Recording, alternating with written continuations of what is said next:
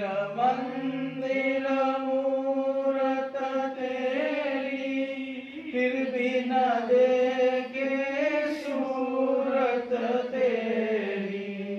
युग बीते ना आई मिलन की, युग बीते ना आई मिलन की, पूर्णमासी रे। दर्शन दो घनश्याम मोरी अखियाँ प्यासी रे। दर्शन दो घनश्याम। द्वार दया का जब तू खोले, पंचम सुर में गूंगा बोले। द्वार दया का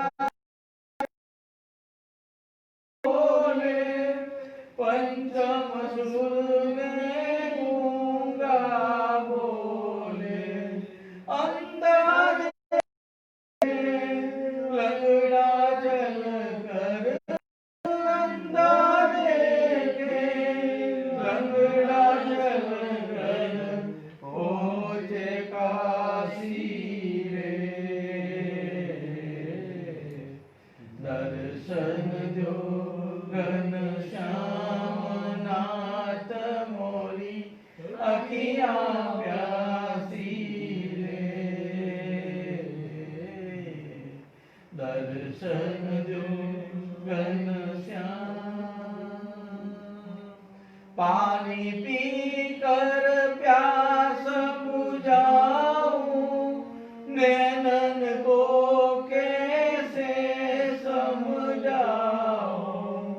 पानी पी कर प्यास बुझाऊं, नैनन को कैसे समझाऊं।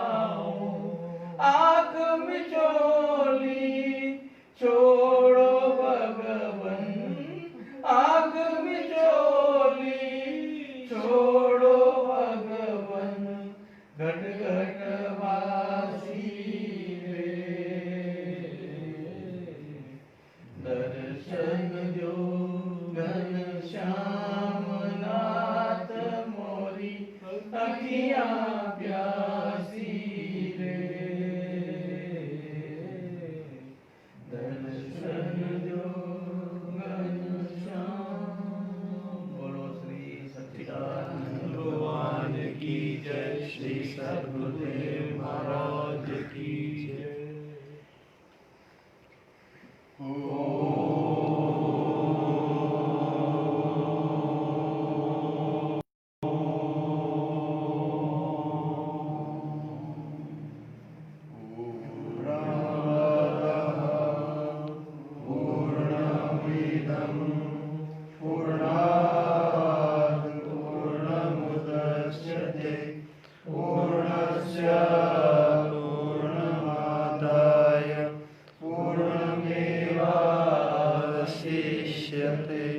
ओम शांति शांति शांति।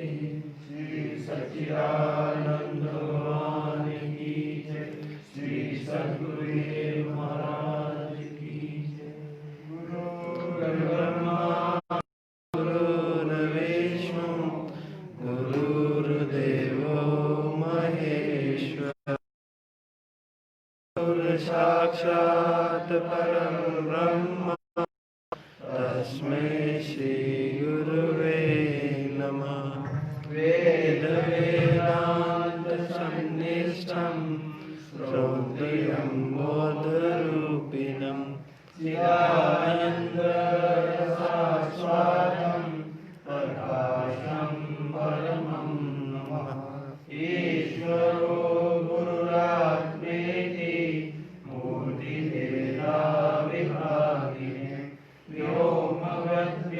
व्योमवद्व्याप्तदेहाय दक्षिणामूर्तये नमः। श्री सच्चिदानंद भगवान की जय। श्री श्री सद्गुरुदेव महाराज की जय। प्रातः स्मरणीय वंदनीय श्री सद्गुरुदेव जी के चरणों में वंदन करते हुए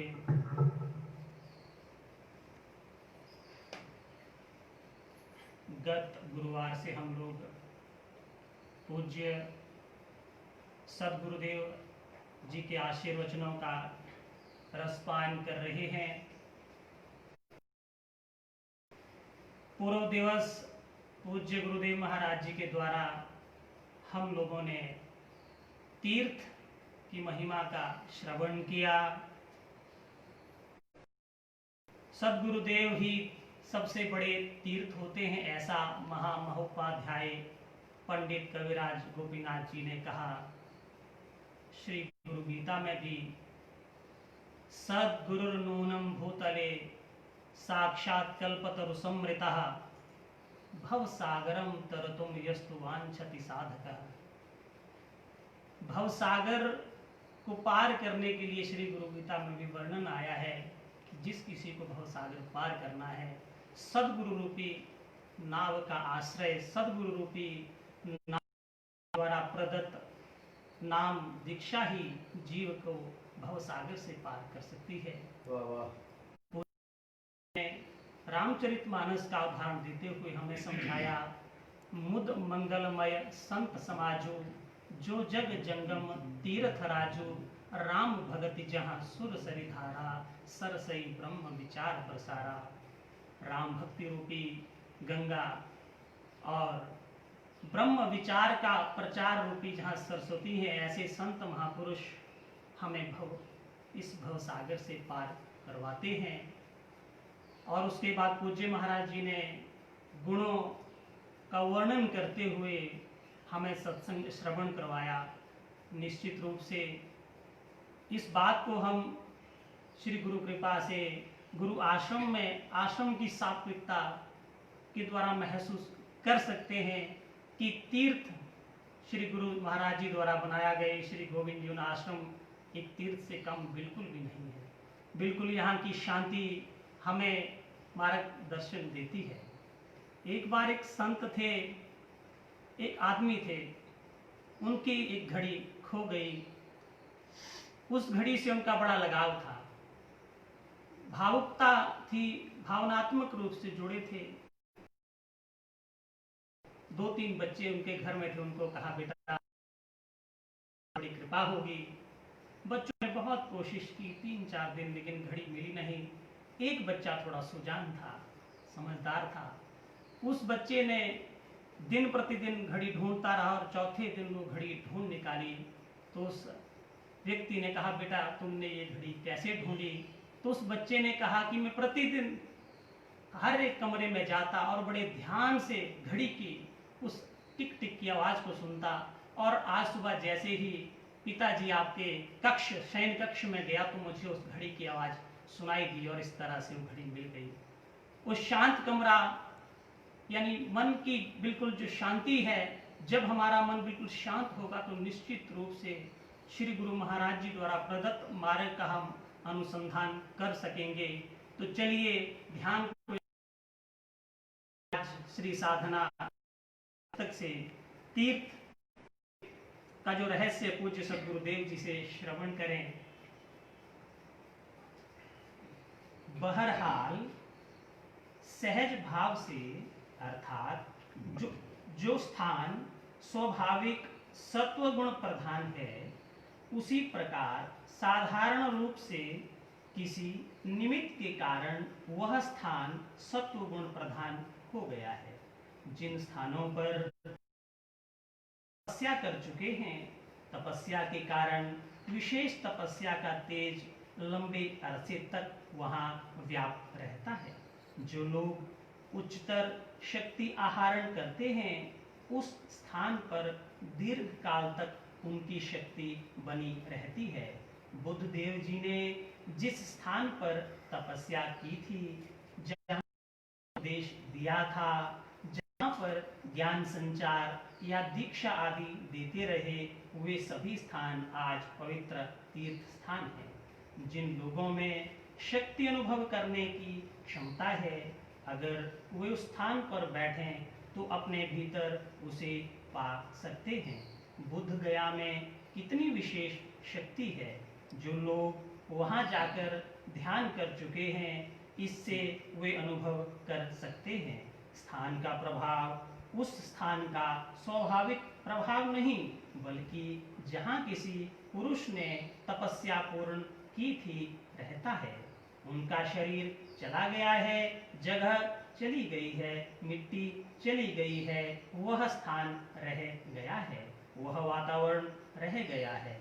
उसी वातावरण के सूक्ष्म में पूर्व शक्तियां क्रियाएं करती हैं।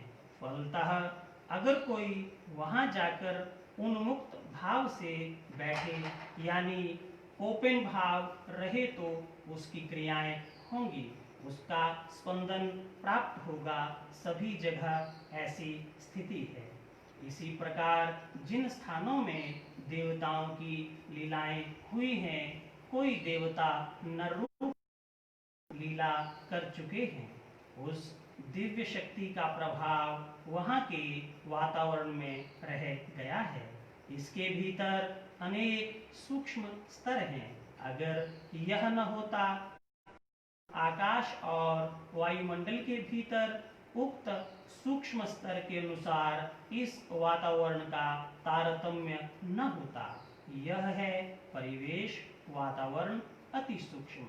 जब तक महाप्रलय नहीं होगा, तब तक वह चीज पूरी तरह से नहीं जाएगी। बाहरी आवरण भले ही नष्ट हो जाए, पर आवरण के अंतराल में वह चीज रह जाती है। अगर यह भी हट जाए तो इसके भीतर जो है वह रह जाएगी। जब नहीं रहेगी, तब सृष्टि का नाश हो जाएगा, अर्थात महाप्रलय होगा। जब तक ऐसा नहीं होगा, तब तक वह चीज सर्वदा रहेगी। जिन लोगों की दृष्टि खुल गई है, अगर इन स्थानों को देखें तो समझ जाएंगे। ऐसी अनेक जगहें हैं जिन्हें दग्ध कहा जाता है। वहाँ किसी तरह का अंकुर उत्पन्न नहीं होता, यह होता है तेज के कारण।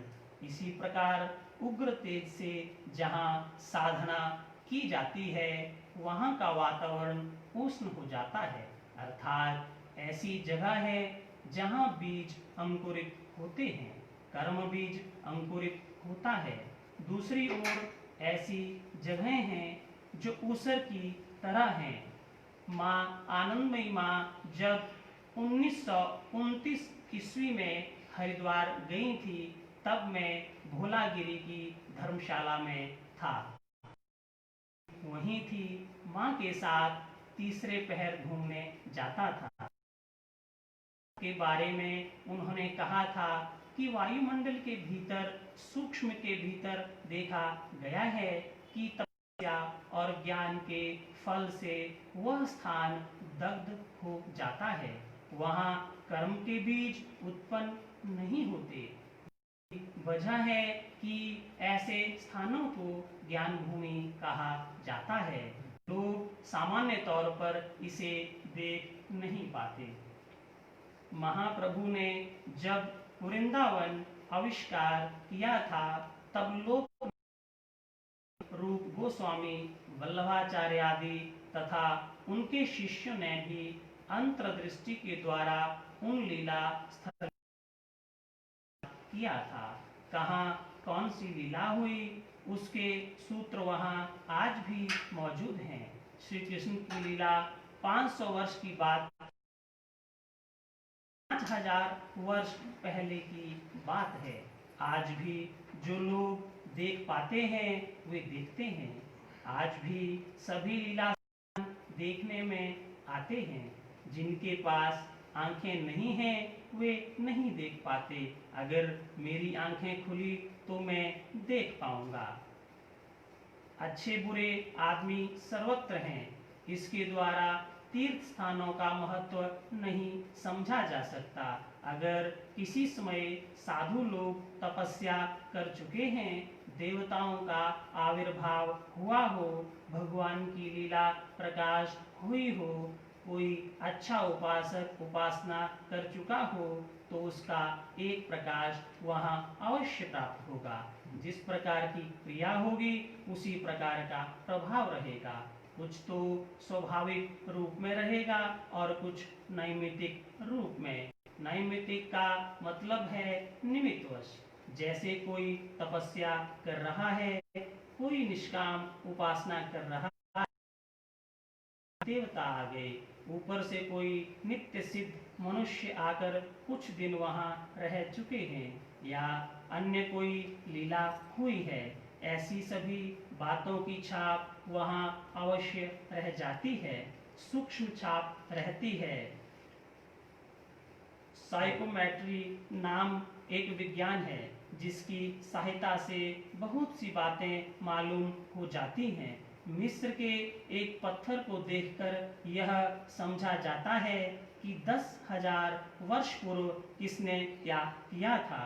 वह पत्थर कहाँ से आया है, उसी प्रकार एक पत्र देखकर मनुष्य की प्रकृति कैसी है, उसका क्या नाम है, कहाँ रहता है, मालूम हो जाती है। महत्व दिखाया तेरा, क्यों लोग जाते हैं। अब हरिद्वार है, काशी है, वृंदावन है, बहुत से लोग वहीं रहते हैं। बाहर से आके अपनी कुटिया वगैरह बना लेते हैं। बहुत से लोग वहाँ साधु सेवा करते हैं। एक वहाँ लीला बहन रहती है वृंदावन, वो अच्छे परिवार है, बड़ा संपन्न, कर्नाटका का। वो स्वयं तो सिंधी है लेकिन उसका आदमी कर्नाटका का है। उसके दो बेटे हैं, बहुएं हैं। सब ने वहाँ आकर के पैसे वैसे खर्च करके मकान बनाया है। ऊपर में जाओगे तो एक हॉल बना है छोटा, वहाँ पर भगवान श्री कृष्ण का मूर्ति लगाई है और वो वहाँ सत्संग कराती है भागवत का। कोई साधु महात्मा जाए उसको बोलती है भागवत करना है तो यहाँ भरो। अच्छा, वहाँ पर ये राम सुखदास जी महाराज ठहरे हुए थे राम जी वाई में, तो वो रोज भोजन उनके घर से जाता था, इसके घर से लीला बहन। मेरे दिन वो इडली बना तो मैं इडली खाने के लिए सोमवार को आना, तो मैं सोमवार को कभी कभी जाया करता था उसके बाद इडली खाने के लिए नाश्ते में।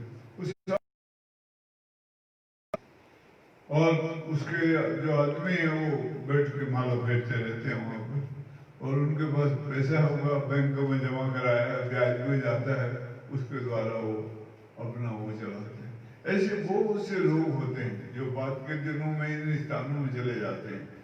और वहाँ नियम अभी एक वो जगन्नाथ करके था, उसका मैंने वो कुटिया का उद्घाटन किया था। वो रहने वाला तो पास में था ग्वालियर का, लेकिन उसने वहाँ कुटिया बनाई घर छोड़ के। उसके भी 3 बेटे एक बहुएं हैं, उनके बच्चे थे सब, लेकिन वो यहाँ रहता था, कुटिया बना के वहाँ रहता था। और नियम बनाया हुआ था, सवेरे अपना जो गुरु जी से लिया हुआ था उसने मंत्र वगैरह उसका वो अनुष्ठान वगैरह पाठ पुठ करता था, और फिर बिहारी जी मंदिर में जाता था 9 बजे, दर्शन करता था। वहां से फिर वापसी पर वो साग सब्जी वगैरह ले आता, ला करके घर में देना, उसकी स्त्री ने भोजन बनाना। भोजन बना के दोपहर को करीबन 1 बजे वो जाकर एक महात्मा को बुला लाएगा, और वो महात्मा को पहले भोजन करा देंगे। वो महात्मा को मथा टेक के उसको पेट पानी दे के विदा भोजन करते थे। फिर अपना आराम वगैरह कर, वो वहाँ सत्संग जगह जगह होते हैं, और भी कहीं लीला होती थी, वो रास लीला वगैरह वो देखने लग जाना। ऐसे उनका दिनचर्या थे। अब वो कहता था घर वाले आते हैं, कोई घी ले आता है, कोई चावल ले आता है, कोई दाल ले आता है, कोई आटा ले आता है, अब यहाँ आकर सेवा करते हैं। उसको अपनी पेंशन भी मिलती थी, तो उसके लिए वो सेवा सुवा अगर वहाँ जरूरत पड़े किसी को कपड़े वगैरह की तो वो लेके देता था।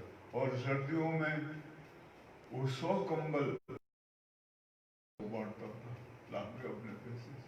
वो कहता है आगे का जीवन जो है वो इस सेवा में लगा है। ऐसे बहुत से लोग हरिद्वार में हैं, वहाँ पर बहुत से स्थान हैं, अभी वो आश्रम बन गए होते हैं, वहाँ वानप्रस्थ आश्रम अलग होते हैं, संन्यास आश्रम अलग होते हैं, दूसरे आश्रम अलग होते हैं। तो ऐसे लोग वहाँ पर रहते हैं, ठहरते हैं, सुबह गंगा जी में स्नान करेंगे और अपना जो है कोई तो वो गंगा जी के किनारे बैठे बैठे माला फेरते होते हैं, देखोगे तो मिलेंगे आपको। बहुत से सवेरे उठ के फिर वो जीवन का एक नियम बना देते हैं, उस नियम के अनुसार आगे को चलते हैं और अपने को आगे को अभी संसार देख लिया, बहुत पता कर लिया, मजे कर लिए उसमें, अब आगे का जीवन देखते हैं। तो इसलिए वहाँ पर वो कहते हैं जैसे ये समझा रहे कि वातावरण शुद्ध होता है, तपस्वी संत महात्मा आए हैं बहुत से, ये एक तप होता है एक प्रकार से। कोई भजनिक होता है, भजन करता है, उसके अणु परमाणु वहाँ घूमते हैं और वो रूप से दिखते नहीं है, वो वही होगा जिसको अनुभव होता है, उसके द्वारा जानकारी मिलती है, श्रद्धा से भरा हुआ होए, भाव से निष्ठा से भरा हुआ होए और वो उन स्थानों का लाभ लेते हैं। तो ये तीर्थ की महिमा इन्होंने बताई है वहाँ तीर्थों में जाने के लिए। अब जितने साधु संत होते हैं ज़्यादातर, बहुत कम होते हैं जो बाहर आश्रम कहीं पहाड़ों में इधर उधर बनाते हैं, नहीं तो ज़्यादातर तीर्थों में होते हैं। इसलिए यहाँ धीमे धीमे बढ़ जाते हैं लोग, बड़े शहर बन जाते हैं, वो छोटे छोटे तीर्थ होते हैं, बड़े शहर बन जाते हैं आगे चल करके। मेरे सामने सामने बन गए। ये हरिद्वार सन 52 में मैं आया था यहाँ, कुंभ का मेला जब लगा हुआ था तब आया था यहाँ, नहाया था। उस टाइम ये कुछ भी नहीं था, वहाँ हल्की पौड़ी के अंदर एक आने की रोटी मिलती थी और वो उसमें दाल फ्री देते थे, तो 4 5 6 आने की रोटी से पेट भर जाता था। रोटियां होती थी वहाँ, अब वो तो होटल बन गए बड़े बड़े और बड़ी गई, बड़ा भारी वो हो गया। धीरे धीरे ऐसा हो जाता है, नहीं तो ये पहले छोटे रूप में होते भी बहुत से ऐसे तीर्थ हैं जो पहले यही था, ये क्या नाम कुरुक्षेत्र, कुछ भी नहीं था, छोटा सा कुंड था, एक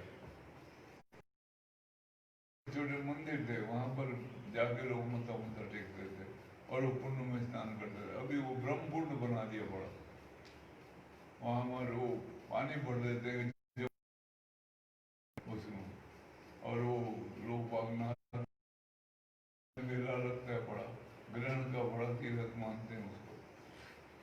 तो ये तो एक भीड़ चाल होती है जाती है। बाकी जो वहाँ रहते हैं और वो जो उसका निवास करते हैं, ऐसे ही बोध गया में है, बहुत स्थान है वहाँ पर भी, और वहाँ पर अच्छे संत महात्मा किसी समय में रहे हैं बड़े भारी। अभी वृंदावन में हरिदास जी की स्थापना के बाद चैतन्य महाप्रभु भी यहाँ आए, आनंदमयी माँ का भी स्थान है वहाँ पर, और भी बहुत से संत आते जाते रहते हैं और वहाँ पर रहते हैं। अभी अभी अखंडानंद जी महाराज का सही शांत हुआ, वह श्री हरि बाबा दे बगल में, ये गरीबदास जी महाराज वहाँ पर बहुत समय रहे हैं। ऐसे स्थान हो जाते हैं धीरे धीरे, इनकी महिमा हो जाती है। तो इनमें स्थानों में इसको पुण्य स्थान कहते हैं, आदमी को बहुत लाभ मिलता है उन स्थानों में जा जाते हैं। अब यात्राएं करते हैं, बड़ी बड़ी दूर से आते हैं। हम आ रहे थे वहाँ पटना साहब में गुरु गोविंद सिंह का जन्म स्थान है, पटना साहब नाम, वहाँ पर ठहरे थे, आते थे। तो मैं पहले भी वहाँ ठहर गया हूँ एक बार। तो वहाँ इंग्लैंड से आए हुए थे लोग, वहाँ 3-4 बसें लेकर, बड़ी बड़ी बसें थी, इंग्लैंड से आए हुए थे वो सब, वो पटना साहब दर्शन करने के लिए। वो जो थे उनकी तरफ से था, वो ये हमने भी खाया। भंडूरे लगाते हैं कई लोग, हरिद्वार में जाओगे आश्रमों में भंडारे बड़े बड़े भारी, कई बार जाके पूछते हैं ये लोग भंडारा करने का, आज टाइम नहीं है तो सबके भूख हो रहे थे, वो साधु महात्मा होते हैं उनको खिलाते हैं और फिर दक्षिणा भी देते हैं शाम को खाने का। तो वो पुण्य स्थल माने जाते हैं बाद में, उनके आम लोगों के लिए स्थान माना जाता है। और पर जो जाते हैं साधक वर्ग, उनके लिए वो साधना का स्थान है, तप का स्थान है, नियम पूर्वक रहते हैं, ऐसे स्थान बने होते हैं। इसलिए वो तीर्थों का महत्व इन्होंने समझाया है। और कहते हैं वो थोड़े समय ही नहीं रहता है, लंबे काल तक, हजारों वर्षों तक उसका महत्व बना रहता है। स्थूल हो तो जल्दी खत्म हो जाए, सूक्ष्म होता है तो बहुत लंबे काल तक रहता है। लेकिन उसको हर एक आदमी नहीं जान पाता है। जो साधक होगा कुछ समय रहेगा और भाव से भरा हुआ होगा, जो उसको वहां फिर धीरे धीरे अनुभव में आने लगेंगी, बहुत सी बातों का पता लगता है। वो वातावरण ऐसा होता है, वो शुद्धता होती है वहाँ, सात्विक वातावरण होने की वजह से वहाँ सात्विक गुण का प्रचार प्रसार होता है। वो क्या ऐसा आनंदमयी माँ और उसके साथ में गए हो, भोलाश्रम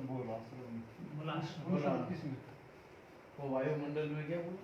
हाँ वायुमंडल, अच्छा, वहाँ कोई कर्म नहीं होता। वायुमंडल सूक्ष्म के भीतर देखा गया और तपस्या और ज्ञान के फल से वो स्थान दग्ध हो जाता है, कर्म बीज उसने। वो आनंदमयी माँ गई थी ना महाराज, भोलेनाथ बोला कि मैं भी गया था उधर, और भोलेनाथ आश्रम में। हाँ, तो वायुमंडल में वो फिर से पढ़ता अच्छी तरह से। माँ आनंदमयी जब 1929 में हरिद्वार गई थी, तब मैं भोलागिरी आश्रम में था।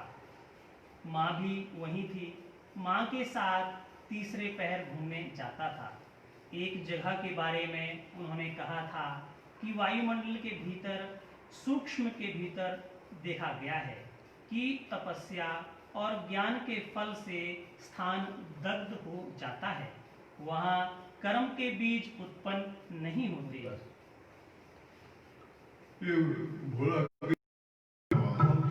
किनारे मैंने 2 साल पहले दिखाया था। आप भी रहे वहाँ? हाँ, बचपन में मैं भी आया हूँ वहाँ, भाग करके जब घर से आ गया था साधु के, वहीं आगे वो अटल अखाड़ा है, वहाँ से वो मेरे को ले आए थे। महात्मा देव उनकी तो अभी मूर्ति है वहाँ लगा रखे, वो बड़े वकील थे कलकत्ते के, और वो उनके 2 बेटे थे, उनको सब दे के चले आए।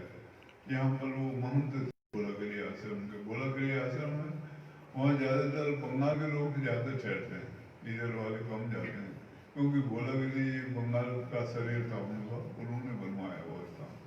तो वहाँ पर ये आनंदमयी माँ ठहरी होंगी, और ये कबीरदास गोपीनाथ इन्होंने बोला है, ये भी वहाँ ठहरे होंगे उस टाइम। तो माँ से चर्चा हुई होगी, तो माँ ने उनको बोला होगा जो सूक्ष्म गण है सात्विकता के, वो वायुमंडल में यहाँ विराजमान,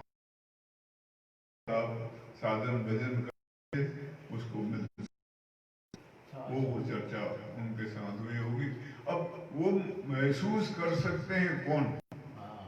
हाँ, जो थोड़े जानकार है, जिनके अंदर दृष्टि खुली हुई है, वही महसूस करेंगे, हर एक को नहीं मालूम पड़ेगा कुछ भी। वो जो सूक्ष्म रूप है उसके साथ संबंध जोड़ना मुश्किल होता है, अमूमन सबके लिए नहीं होता है, और सब तो जाते हैं मनोरंजन के लिए अपने, थोड़ा पुण्य कमाने के लिए, मनोरंजन के लिए, कई तो पुण्य की जगह पाप ही कमा के लाते हैं, वहां चोरी चपाटी करते हैं जाकर। ऐसा भी देखा है मैंने कईयों को। वो जाते तो हैं वो पुण्य कमाने, लेकिन उल्टा काम करते हैं वहां। तो उससे तो कोई लाभ नहीं होता है, नुकसान ही होता है जीवन में। तो ये इसके साथ संबंध है। वो माँ तो एक महायोगिनी थी, तो ये भी विद्वान पुरुष थे, बहुत अच्छे, और साधक भी थे उच्च कोटि के। तो इसलिए इनके साथ उनका संबंध था। ये माँ को बहुत मानते थे, और आखिर में शरीर भी माँ के आश्रम में वहाँ काशी में छूटा था इनका। तो वो बताया है इनको। महाराज यहाँ पे वो तीसरे प्रहर में घूमने के लिए जाते थे। हाँ, वो अर्ली मॉर्निंग 3-4 बजे के टाइम में अक्सर होता है। देवता निवास करते हैं, सुबह उठते हैं देवता लोग, तो उस टाइम उनका निवास होता है। तो उस टाइम वो कहते हैं तीसरे पैर में वो जा करके उसके साथ हो सकता है संबंध जुड़ जाए। ऐसे तो कईयों ने औरों ने भी सुना है मेरे को। तो अपनी अपनी क्षमता होती है उनकी, उसके अनुसार होता है, वरिष्ठ को नहीं होगा। वो क्षमता अपनी अपनी होती है, जिसकी जितनी पहुंच होती है वैसे ही उसका संबंध जुड़ता है। अब यहाँ पर मैं रहता हूँ, तो तुम लोग आते हो, तुम्हारे से संबंध होता है, क्योंकि तुम सत्संग में रुचि रखते हो, आते हो, सेवा में भाव रखते हो, तभी तुम्हारे से संबंध जुड़ेगा। अब वो कोई दारू पीने वाला, जुआ खेलने वाला है, या कोई ऐसे आदमी होगा, तो उससे तो अपना संबंध जुड़ेगा नहीं, वो आएगा भी नहीं, उसको अच्छा भी नहीं लगेगा। एक टाइम कहीं आप भी गए तो अलग अलग संबंधों का खेल होता है, जिसका जिसके प्रति भाव वो ही उसको। महाराज यहाँ पे एक बात और वहाँ ने बड़ी इंपॉर्टेंट कही है कि वहाँ कर्म के बीज उत्पन्न नहीं होते तीर्थ स्थान पे, ये वो कह रहे हैं। हाँ, वो ऐसा है, वो स्थान में अगर भजन पाठ कर रहा कोई, वो स्थान होते हैं ऐसे। एक राजा था, वो एक महात्मा का शिष्य था। महात्मा का जंगल में आश्रम था, उस आश्रम का सारा खर्चा राजा देता था। वो आश्रम में महात्मा रहते थे और कुछ शिष्य लोग रहते थे, साधक भजन पाठ करते थे। एक दिन राजा वहां घूमने चला गया देखने, तो गुरुजी मिले उनको, उसने माथा मुथा टेका, हाथ वाथ जोड़ा। गुरुजी ने पूछा कैसे आए? बोला महाराज जी आश्रम घूमने देखने आए। बोला ठीक है। गुरुजी का एक खास शिष्य था, उसको उन्होंने कहा राजा को आश्रम दिखाओ, आश्रम दिखा दो, घुमा दो सब। तो वो शिष्य ले गया, गौशाला दिखाई, बोला गाय लेती है और उसका दूध दाद वगैरह। फिर वो गौशाला का चारा वगैरह था जहाँ वो दिखाया, ऐसे घुमाते हुए रसोई में लाया, रसोई दिखाई, यहाँ भोजन बनता है आश्रम का, बच्चे। फिर वो जो भंडार था जहाँ सामान रखा था, आटा दाल चावल, वो दिखाया। बोला ये जो सामान आपके द्वारा आता है यहाँ रखते हैं, ये फिर यहाँ इस्तेमाल होता है। फिर वो लड़कों का ठहरने का था जहाँ, वो दिखाया, यहाँ बच्चे रहते हैं, रात को सोते हैं। फिर वो यहाँ पढ़ते थे बच्चे बैठ के गुरुजी के पास, वो दिखाया। दिखाते दिखाते एक बीच में कमरा था। राजा ने कहा ये खोलो, तो खोला कमरा, देखा तो बहुत बढ़िया, सबसे सुंदर कमरा। पूछा यहाँ क्या होता है? तो वो कुछ बोला नहीं। राजा से और बात करने लगा, ये फलाना है कमरा है, यूं का है, ये गुरुजी का कमरा है। ये राजा ने कहा यहाँ क्या होता है? तो बोले नहीं। राजा चिढ़ गया, गुस्सा आ गया, डांट लगाई उसने, जोर से बोला, पता नहीं रहा उस कमरे में क्या होता है। तो वो इतने में गुरुजी आ गए। उन्होंने पूछा क्या बात है? बोला ये कमरा है, इसके बारे में ये बता नहीं रहा कुछ भी। मैं पूछ रहा हूँ यहाँ क्या होता है, तो ये कुछ बोला, इधर उधर टाल रहा बात को। वो गुरुजी हंसने लगे, बोला वो ठीक कह रहा, वहाँ कुछ नहीं होता। वहाँ जो भी कर्म करते हैं उसकी निर्जरा होती है। बोला नहीं जाता कुछ हो रहा हो। राजा ने कहा तो उसका मतलब ध्यान करते हो? बोला एक कर्मा शब्द वहां नहीं लगा, वहां तो जो कुछ करते हैं वो समाप्त वहां होते हैं। अपने होने का जो जानकारी है वो वहां होती है, वहां कुछ किया नहीं जाता, इसलिए वो समझा नहीं सक रहा है। तुमको समझ आएगी ये भी पक्का, क्योंकि उसके बारे में कुछ समझाया नहीं जाता। हाँ, उसके बारे में समझा जा सकता है, समझा जा सकता है, समझा जा सकता है, लेकिन समझाया नहीं जा सकता, ऐसा है।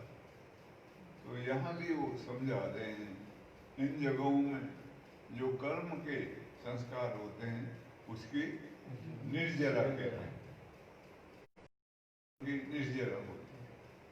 अगर हम होशपूर्वक जिए, होश में रहे, तो धीरे धीरे अपने होने का ज्ञान होने लगता है, हम होते हैं वहाँ।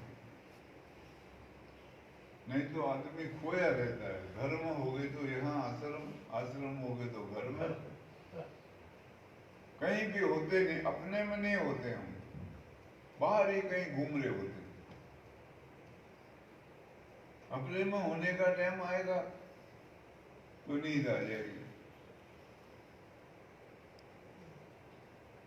और कोई साधन भजन में प्रवीण होए तो वो अपने में होना सीखता है धीमे धीमे धीमे धीमे। अगर अपने में होना आ गया पूरी तरह से, जागृति पूर्ण होश आ गई, तो उसको काल नहीं खा सकता। में नहीं होते, वो जो टाइम होता है उसको काल खाता है। खेल ऐसा है, जल्दी समझ में नहीं बैठे किसी को। अपने होने का बोध होना सबसे बड़ी बात है,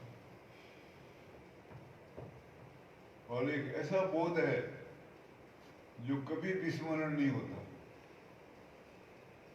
और निरंतर बना रहता है, अपने में ही होता है, पूर्ण होश में। होश के अलावा और वहां सोचा नहीं।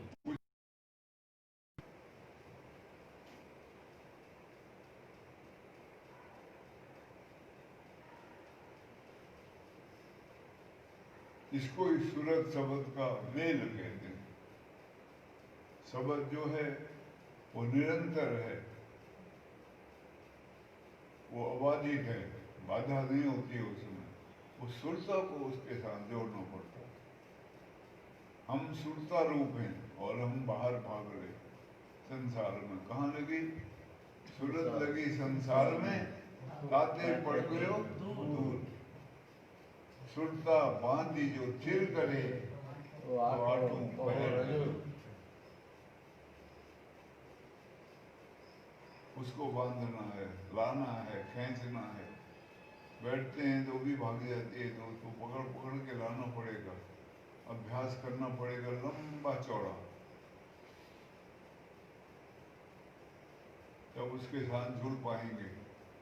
और जुड़ेंगे जितने जितने जुड़े, तन थिर मन थिर वचन थिर, सूरत निरत थिर होय, कहें कबीर तिन पलक को, कलक न व्यापे कोई। उसको काल नहीं खा सकता। वो पलक ऐसा है, वो पलक पलक में अगर धीरे धीरे बढ़ते जाएं तो धीमे धीमे धीमे हो सकता है घंटों रहे हों।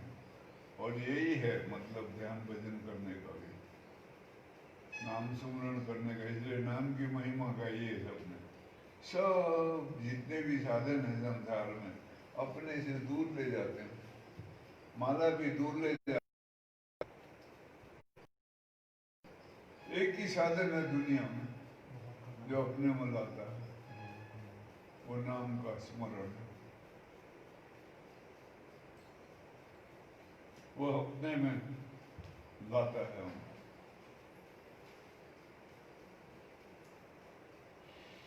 इसलिए उसकी महिमा गाई गई है।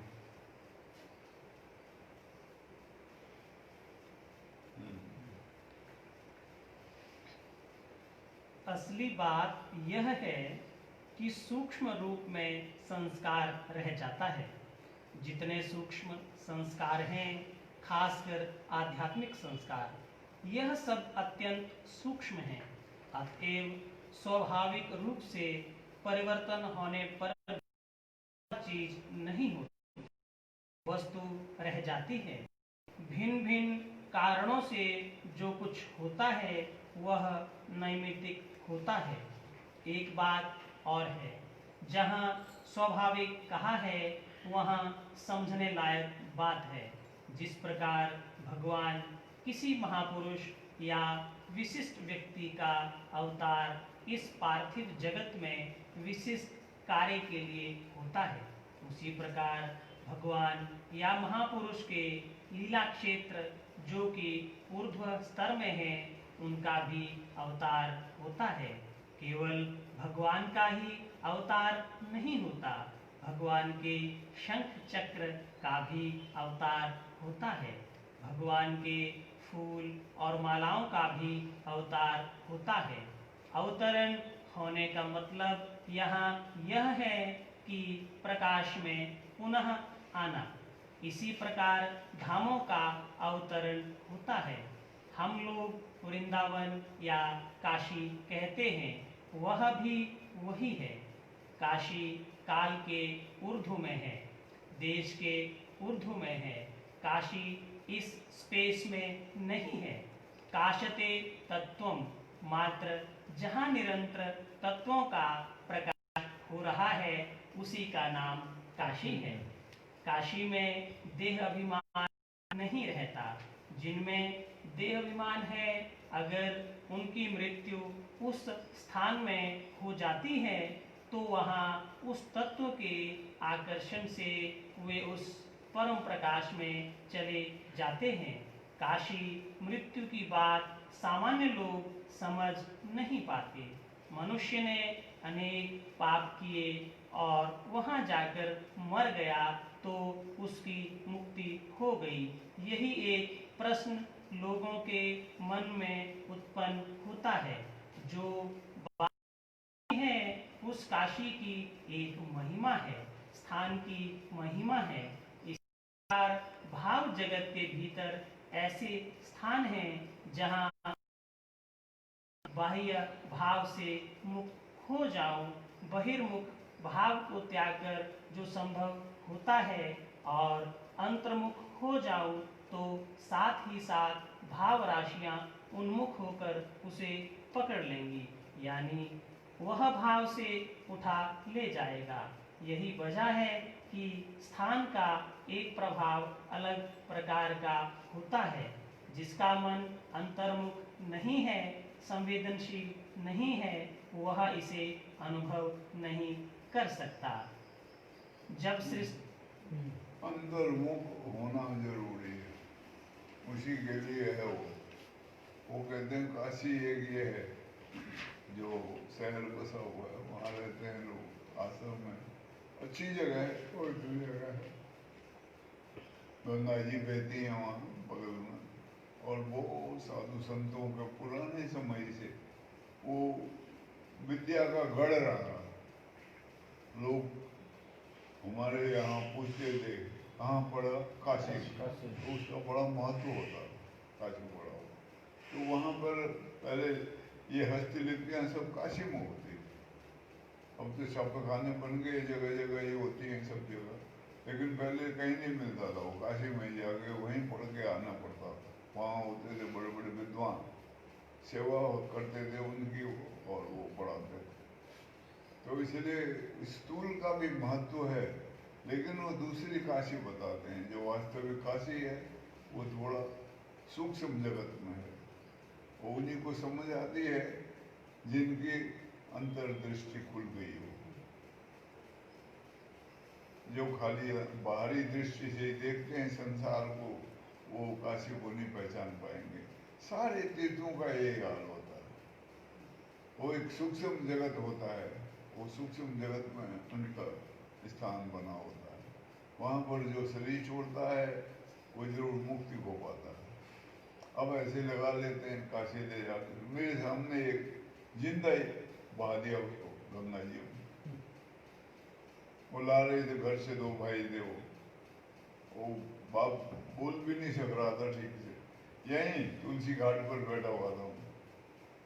तो उसको बहा दिया, पानी में डाल दिया। अब वो रोए बेटे बोले दोनों। मैंने पूछा रहे कहाँ से आए? तो गाँव का नाम बगल में बता रहे। पिता की इच्छा ऐसी थी मेरे को, वो तुलसी घाट में गंगा में बहा दे। बीमार थे बहुत दिनों से, ठीक नहीं हो रहे थे। तो ऐसे मानसिकता में बनाते हैं भाव लोग, ख्याल करते हैं शायद काशी में जाके मुक्ति हो जाएगी। लेकिन ये जो सिद्धांतिक बात है वो ये है कि रीते ज्ञाना न, ज्ञान के बिना मुक्ति नहीं है। और वो जो काशी है वो ज्ञान राज्य में, इसलिए शब्द है ज्ञानगंज, वहीं पर है वो काशी। उसमें जाने से तो मुक्ति हो जाएगी। लेकिन इसमें एक प्रकरण आएगा और आगे, रामकृष्ण परमहंस का, उनको वहां भी दिखते हैं भगवान काशी में। हाँ, यहाँ भी वो आए थे जब, तो वो सब नाव में बैठे हुए थे। तो ये चुपचाप होकर उतर गए नाव से और हाथ जोड़ के खड़े हो गए। तब सब लोग इनके साथ उतरे, खड़े हुए।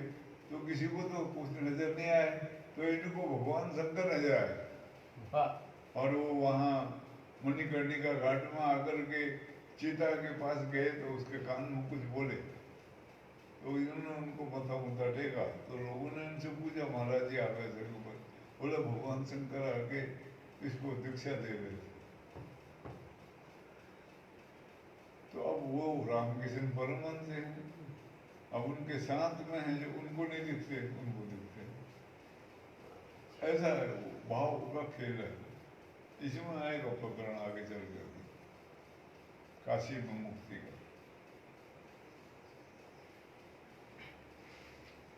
जब सृष्टि होती है तब, जोर से बोला करते हो, सुनाई नहीं देता है। जब सृष्टि होती है तब से सभी के उतर आते हैं। चर्चा स्वच्छंद आगम में है। अभिनव गुप्त ने अच्छी तरह विश्लेषण किया है। हम लोग काशी, मथुरा, कनखल, भुवनेश्वर, गोकर्ण, अवंती कहते हैं। आखिर ये सब हैं कहाँ? एक विशिष्ट स्थान है, हम यही जानते हैं। सवाल यह नहीं है, यह उनका अपना स्थान नहीं है। यह सब ऊर्ध्वलोक से आए हैं। 56 भुवन तो ऊपर हैं, वहां से आ गए हैं। कोई तेजस तत्व का भुवन, कोई वायु तत्व का भुवन, कोई आकाश तत्व का भुवन है। इस प्रकार के तत्वों के भुवन हैं। एक एक तत्व के सहारे अनेक भुवन हैं, अनेक धरातल हैं। कोई प्लेन इस जगत में आया है। भगवान की सृष्टि की यही महिमा है कि किसी भी समय जब मनुष्य का मन अंतर्मुखी होगा, तब उन्हें पाने और चित्त शुद्धि के लिए प्रयत्न करेगा। तब इन सभी स्थानों से सहायता प्राप्त करेगा। जिनके चित्त अंतर्मुख नहीं है, उनके निकट जैसे अन्य जगह है, उसी प्रकार यह जगह भी है। लेकिन जिनमें अंतर्मुख भाव है, वे इन स्थानों से सहायता प्राप्त कर लेंगे।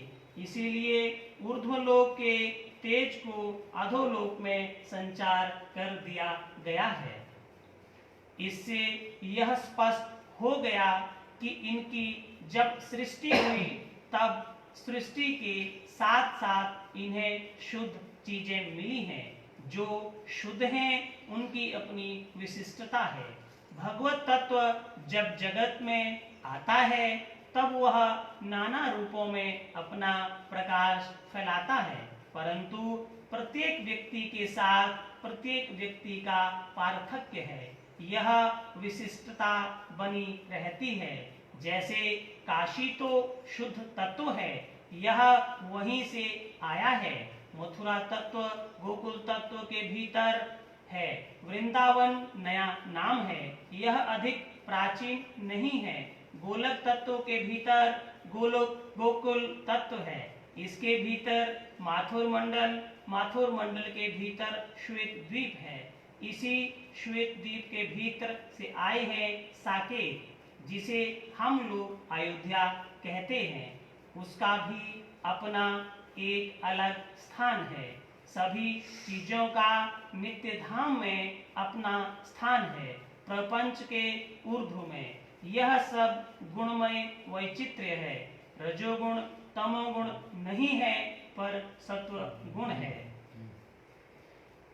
सत्व गुण से कहीं अधिक अनंत विचित्रमय जगत है, जहाँ फूल हैं, फल है, नदी है, पहाड़ है, सब है। वहाँ क्या नहीं है, कैसे बताऊं। लेकिन यहाँ की तरह नहीं।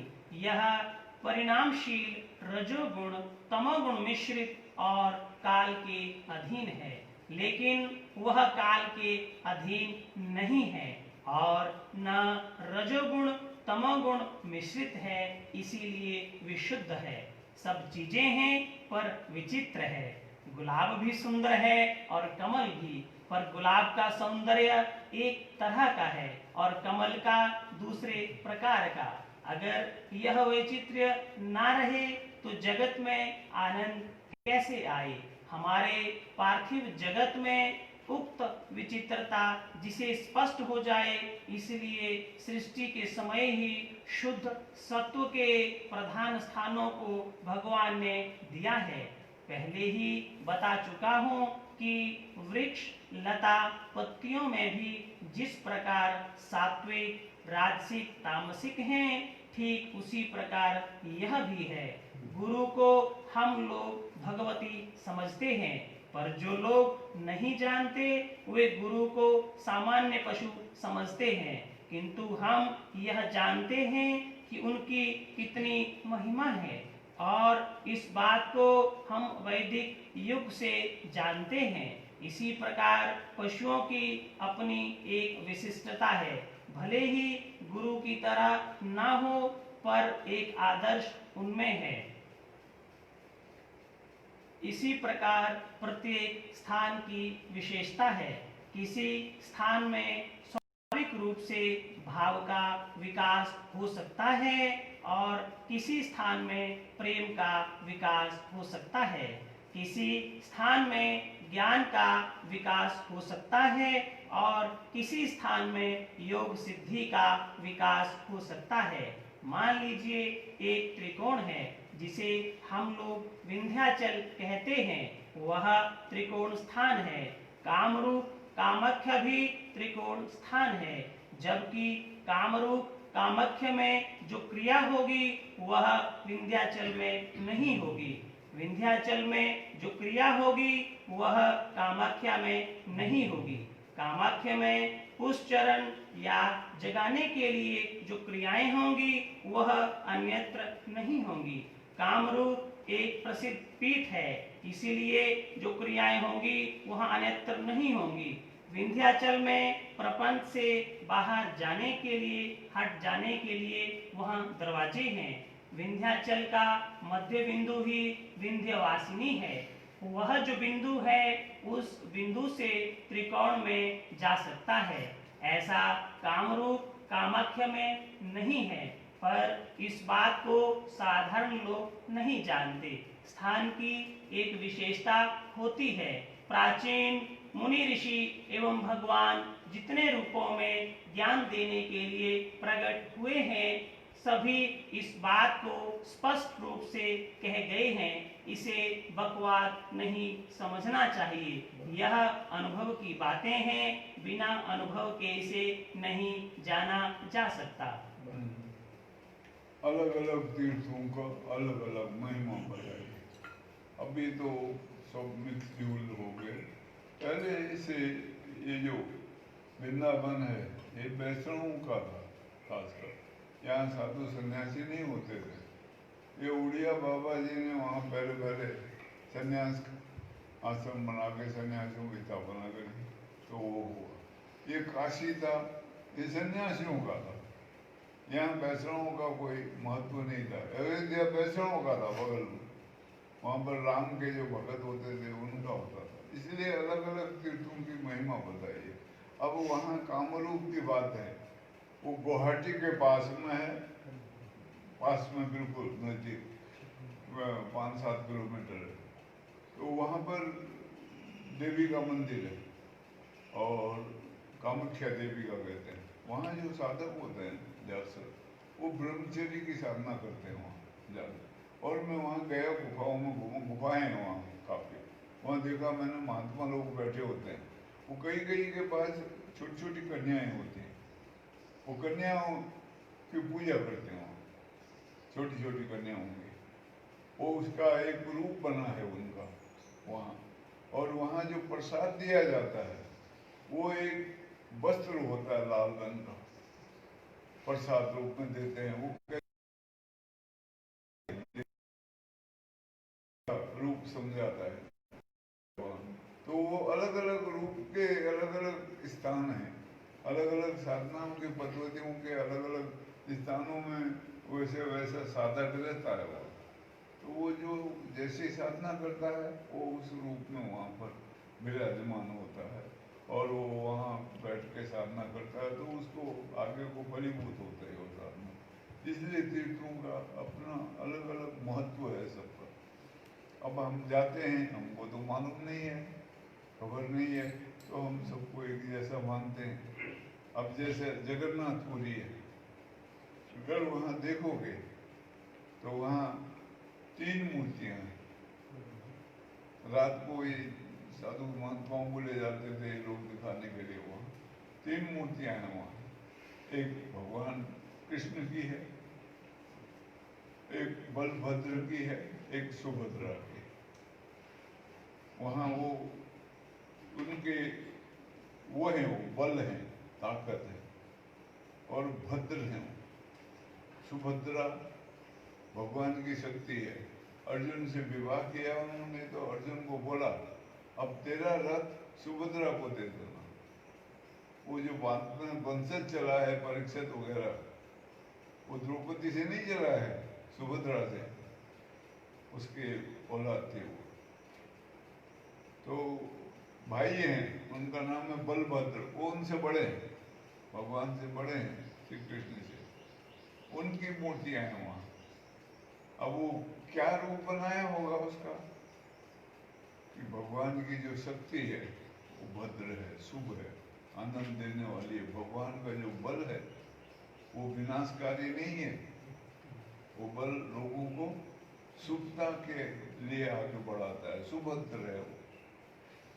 ऐसे वो प्रतीक है, ऐसे ऐसे प्रतीक हैं जगह जगह अलग अलग रूप से भगवान के। हम वहाँ जाते हैं, अगर हमारे को समझ हो, थोड़ी भाव हो, तो उन जगहों में रहने का विशेष महत्व होता है। एक एक समय रहने में और ख्याल में वही रहे हमारे, और कुछ न हो। अब संसार होता है ख्याल में, अब पुण्य कमाने जाते हैं तो उसका कोई लाभ नहीं होता। वहीं रहें, उसी ख्याल में रहें और उसी के रहस्य को जानने का प्रयास करें, तब उससे धीमे धीमे हमारे अंदर से भी वो भाव प्रकट हो। ऐसा भावों का खेल है। भाव के बिना भगवान नहीं है, भाव है तो भगवान है, भाव नहीं तो भगवान भी नहीं। इसलिए इसको महत्व दिया है। तीर्थों का महिमा है वो गाय, इसलिए तीर्थों में लोग जाते हैं हजारों लाखों की तादाद में। अभी देखो इस्लाम धर्म में वहाँ वो है मक्का में कितने लोग जाते हैं, साल में यात्रा लगती है बड़ी भारी, लाखों की तादाद में। वहाँ उनके कोई नियम है ऐसे, अगर तुमने किसी का कर्जा लिया हुआ है तो कर्जा चुका के तब जाओगे वहाँ, वो बोलना पड़ता है वहाँ मैं सब कर्जा चुका है, सब काम करे आया खुदा के दरबार में, खुदा पे वो। और वो पत्थर है, वो वहाँ काला पत्थर है, वो दुनिया में कहीं नहीं है ऐसा पत्थर, बहुत बड़ा है वो। सब लोग चूमते हैं उसको जाके, अरबों खरबों चुम्बन है उसके ऊपर किए हुए। और वहाँ पीछे एक जगह है, उसको शैतान का पहाड़ कहते हैं, सब पत्थर मारते हैं वहाँ। वहाँ बैठ के मोहम्मद ने भजन किया था, उसको पानी नहीं मिलता था तो बड़ी दूर से वो पानी ला के पीता था तब उसको वो शैतान का पहाड़ कहते हैं। पत्थर सारे जाकर के पत्थर ले जाते हैं यहाँ से, या कोई वहाँ से मिल जाता है, वो बिकते हैं वहाँ पत्थर, वो खरीद के मारते हैं वहाँ। वो रिवाज बने हुए ये इसको वो कहते हैं भेड़ का, ऐसे रिवाज बन जाते हैं बाद में। वो रिवाजों से कोई लेना देना नहीं होता, लेकिन अब सब उसको मानने लग जाते हैं। वो एक बुढ़ा आदमी था गांव में, तो वो वहाँ गुजरात में होती है पटेल जात, तो बुढ़ा हो तो उसके सामने बहू कभी नहीं बोलेगी और बड़ा घूंघट निकाल के रखेगी, बहुत बड़ा घूंघट निकाल दे, मुहूर्त नहीं देखते। तो वो गाँव में खेत करता था, अब ये घर में रहता था, बहू भी घर में रहती थी। तो अब वो उसको रोटी सब्जी देती थी, तो कभी कभी हलवा, कभी खीर, कभी और कोई मिठाई बनाए घर में, तो वो दे उसको, तो वो उसको मिले नहीं, वो खाए नहीं, वो खाली रोटी दाल खा ले, वो मीठा कुछ मिले नहीं उसको। तो एक दिन बेटे ने पूछा, पापा खाओ जो ना बराबर। बोला यार मीठा नहीं खाया बहुत दिन हुए कुछ। अरे बोला ये तो बनाती है तुमको देती नहीं? बोला नहीं मेरे को नहीं देती। उसने अपने औरत से पूछा क्यों नहीं देती? बोले रोज देती हूँ, थाली में रख के आ जाती हूँ। उसने कहा फिर कहाँ जाता है वो एक दिन छूट गया। तो उसकी औरत एक कटोरी में दाल और रोटी फोड़ के रख गई उसके सामने। अब वो दिखता नहीं था, तो वो रोटी खाने लगा, तो वो कोने में एक बिल्ली उसको मानो वो दौड़ के आके वो खीर में पड़ गई, वो खीर खा गई सारी। अब इसको तो दिखे नहीं। ओहो, उसने कहा ये होता है, ये इसकी वजह से ये रह जाता है, तो मीठा नहीं मिलता। अब उसने उसको कहा पापा तुम जब खाते हो ना तो उसके हाथ में छड़ी थी, छड़ी लेके चले। बोला ये छड़ी को हिलाया करना ऐसे आगे आगे ऐसे, तब मीठा मिलेगा रोज। आपने कहा अच्छा। तो उसने छड़ी हिलाई, दूसरे दिन ऐसे ऐसा करी तो वो बिल्ली भाग गई। वो फिर आए तो वो फिर छड़ी हिलाए तो बिल्ली फिर भाग जाए, उसको खाने को नहीं मिला। तो इसको मीठा मिल गया खाने, वो तो रोज बिल्ली खाई जाती।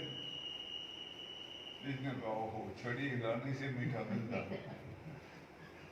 तो वो एक बड़ा भंडारा था, तो वो सब को बुलाया। पहले बुढ़े बुढ़े पहले बैठ के खा ले, खिला देते हैं, बाद में और खाएंगे, बच्चे और मुंडों को पहले खिलाते थे। तो उनको बिठाया, तो वो आगे आगे बैठा हुआ था। तब अब जब शुरू करा, सबने कहा खाओ शुरू करो, तो उसने छड़ी पकड़ी और ठक ठक करी। दूसरे ने कहा क्या करो, बोला ऐसे करने से मीठा मिलता। वो सारे के सारे ठक ठक करने लगे।